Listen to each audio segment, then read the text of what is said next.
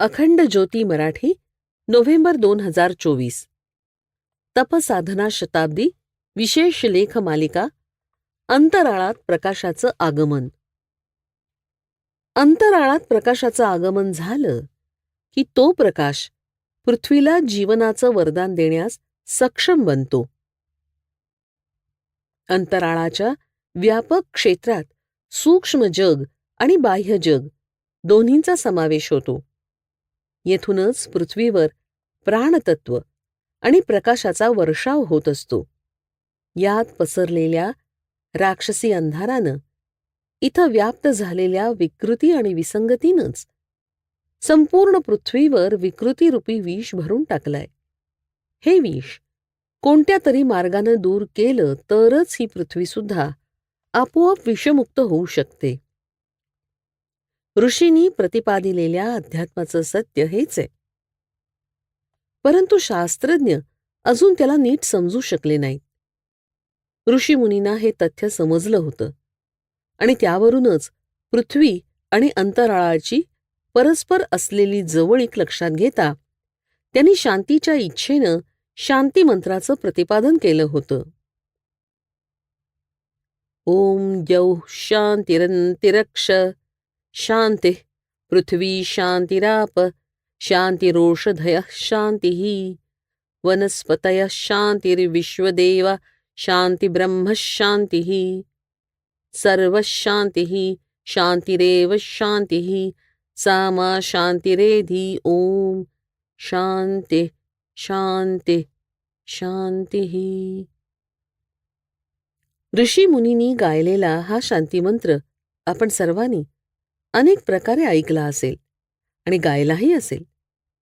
पण अजूनही त्याला आणखी जास्त समजून घेण्याची गरज आहे. या शांती प्रार्थनेतील ऋषींचे स्वर आहेत: पृथ्वीवरील जीवनाचा प्रत्येक घटक हा शांती आणि प्राणतत्वानं परिपूर्ण व्हावा. यासाठी सर्वात आधी द्यूलोकात म्हणजे अंतराळात शांतता आणि सुव्यवस्था असणं आवश्यक आहे. ते म्हणतात की आधी देव शांत राहून आपलं कर्तव्य बजाविण्यास तयार असतील तर पृथ्वीवरील जीव आपोआपच शांत आणि सुव्यवस्थित होऊन जातील. निरुक्तकार यास्कानं देवतांचे 3 वर्ग केले आहेत: 1 पृथ्वीवरील, 2 अंतराळातील आणि 3 द्यू म्हणजे स्वर्गलोकातील. या 3 लोकातील प्रमुख देव असे आहेत: पृथ्वीलोकातील अग्नी, सोम, प्रजापती, विश्वकर्मा, अदिती इत्यादी देवदेवता आणि नद्या इत्यादी. अंतराळातील इंद्र, मातरिश्वा, रुद्र, मरुत, पर्जन्य, आप, अहिर्बुधन्य इत्यादी. द्यूलोकातील स्वर्गीय देवता आदित्य, सविता, पूषा, अर्यमा इत्यादी. वैदिक देवतांच्या स्थानांच्या वर्णनावरून हे स्पष्ट होतं की पृथ्वी आणि अंतराळाचा किती घनिष्ठ संबंध आहे. म्हणूनच तर ऋषी आपल्या प्रार्थना मंत्रात म्हणतात: हे परमेश्वरा, सर्वप्रथम द्यौः आणि अंतरिक्ष शांत व्हावे, मग त्याची शांतता संपूर्ण पृथ्वीवर पसरेल. पृथ्वी शांत होवो, पाण्यात शांतता पसरू दे. सर्व औषधी वनस्पती, वृक्ष, वनस्पती आणि वेलींमध्ये शांतता नांदो. सर्व विश्वदेव शांत व्हावेत आणि संपूर्ण विश्वात शांतता नांदो. आपण सर्वांनी ही शांतता अनुभवावी. सर्वांच्या जीवनात शांतता नांदावी. आम्ही सर्वांनी भौतिक शांती, दैविक शांती आणि आध्यात्मिक शांती प्राप्त करावी, हेच ऋषींना अभिप्रेत आहे. इथं भौतिक शांती म्हणजे निरोगी जीवन आहे. दैविक शांतीचा अर्थ मानसिक सुख आणि समाधान, तर आध्यात्मिक शांतीचा अर्थ ईश्वरी ज्ञान आणि वैश्विक प्रेमामुळे निर्माण होणाऱ्या आनंदाशी आहे. सत्ययुगाची ही स्वर्णिम स्थापना सध्या तरी आपल्यासाठी अदृश्यच आहे. ऋषी मुनींनी अंतरिक्षाचा जेवढा विचार केलाय तेवढाच विचार तत्वज्ञानातही झालेला आहे. भारतीय तत्वज्ञानाच्या विविध शाखांबरोबरच पाश्चात्य तत्वज्ञानानंही त्यावर व्यापक विचार केला आहे. गॉटफ्राईड लिबनिझ, इमॅन्युएल कांट इत्यादी तत्त्वज्ञ त्यात प्रमुख आहेत. या सर्वांव्यतिरिक्त अंतराळाच्या क्षेत्रात वैज्ञानिक सक्रियता देखील कमी झालेली नाही. युक्लिड, न्यूटन, हेनरी पॉइंकारे यांच्यापासून ते आइन्स्टाईनचे सिद्धांत पुढे नेणारे सर्व वैज्ञानिक अवकाशातील ज्ञानप्राप्तीसाठी काम करत आहेत. आता तर विकसित आणि विकसनशील अशा सर्व देशांमध्ये अंतराळाच्या ज्ञानाची स्पर्धा सुरू झाली आहे.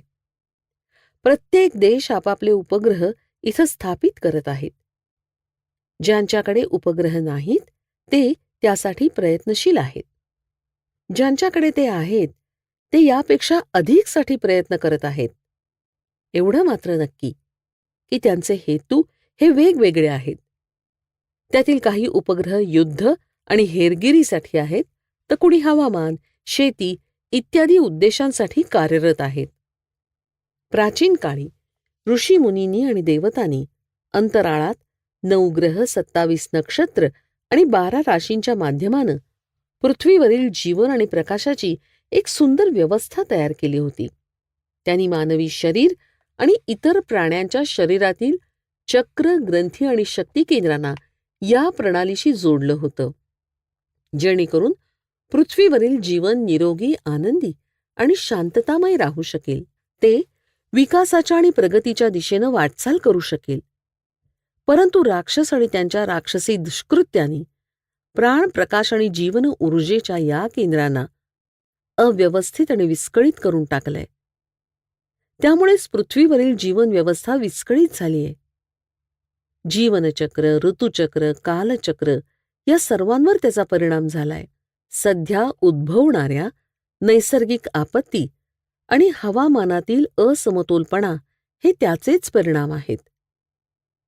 युगऋषी परमपूज्य गुरुदेवांनी आपली वैयक्तिक साधना आणि प्रत्येक गायत्री परिजनांच्या साधनेला याच दिशेनं वळवलं होतं. त्यांनी आपल्या सर्वांसमोर सूक्ष्म जगाच्या शुद्धीकरणाचं ध्येय वारंवार ठेवलं होतं. आम्हा सर्वांच्या आध्यात्मिक साधनेचं त्यांनी हेच ध्येय निश्चित केलं होतं. अखंड ज्योतीच्या पृष्ठांमध्ये जेव्हा ते सूक्ष्म जगाच्या शुद्धीकरणाबद्दल लिहित होते तेव्हा त्याचा अर्थ हाच होता: असुर आणि त्यांचा आसुरी अंधार दूर करणं, त्याला नाहीसं करणं. त्यांच्या प्रवचनांना जर पुन्हा एकदा लक्षपूर्वक ऐकलं, त्यांचे लेख पुन्हा वाचून त्यावर पुनर्विचार केला, तर कळून येईल की ते वारंवार असं का म्हणत होते, का लिहित होते. ते म्हणत की आता रावण आणि त्याचे दैत्य सेनापती कोणत्या एका देशापर्यंत मर्यादित राहिले नाहीत. आता त्यांनी संपूर्ण अवकाशावर ताबा मिळवला आहे. आता त्यांच्याकडे आधीपेक्षा कितीतरी जास्त वरदानं, विज्ञान आणि शक्तीच्या रूपानं उपलब्ध आहेत. पूज्य गुरुदेवांनी वारंवार हे सत्य सांगितलं होतं की यावेळी प्रश्न केवळ एका व्यक्तीचा, एका देशाचा नसून संपूर्ण पृथ्वी आणि सर्व सजीवांचा आहे.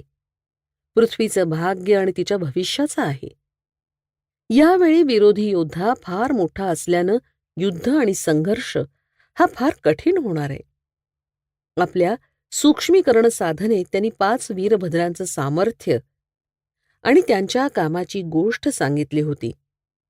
आपला स्थूल देह सोडण्यापूर्वी ते म्हणाले होते, आता यापुढे त्यांची साधना अधिक तीव्र वेगानं संपन्न होईल, कारण भविष्यात आणखी कठीण उद्दिष्ट आपल्याला गाठावयाची आहेत.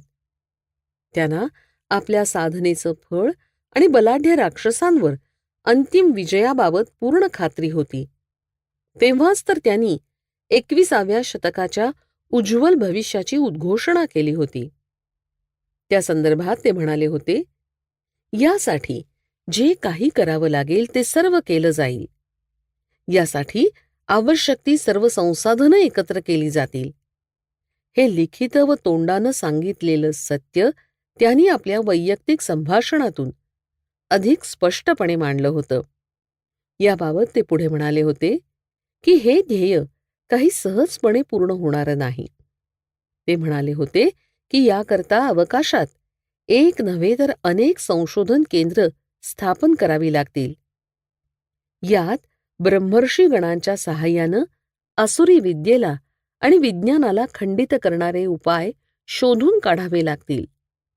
मी स्वतः आपल्या सूक्ष्म शरीरानं या संशोधन कार्याचं नियंत्रण आणि दिग्दर्शन करीन.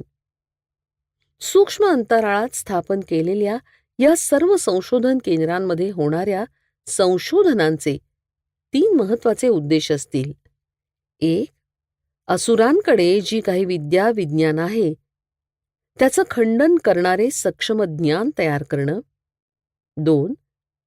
असुरांना मिळालेल्या वरदानांनी आणि अस्त्रशस्त्रांनी त्यांनी अंतराळातील प्राणशक्तीची केंद्र, प्रकाश केंद्र आणि जीवन ऊर्जेचे स्रोत विषारी केले आहेत, त्यांना नष्ट करणं आणि त्यांचा संपूर्ण प्रभाव आणि परिणामकारकता समाप्त करणं हे याचं उद्दिष्ट असेल. 3. पृथ्वीवरील सर्व मानवजातीला शारीरिक, मानसिक, सामाजिक, सांस्कृतिक, राष्ट्रीय आणि आंतरराष्ट्रीय स्तरावर जे काही नुकसान झालं आहे, सध्या होत आहे आणि भविष्यात होणार आहे, त्या सर्वांची भरपाई करणं. अशी शोधसूत्र तयार करणं जी सूक्ष्म जगात पसरलेल्या अंधाराचं प्रकाशात, विषाचं अमृतात आणि मृत्यूचं जीवनात रूपांतर करू शकतील. परमपूज्य गुरुदेवांद्वारे केले जाणारे हे महान कार्यच या पृथ्वीची अवस्था आणि व्यवस्था, दशा आणि दिशा यात प्रकाशयुगाचा बदल घडवून आणणार आहे.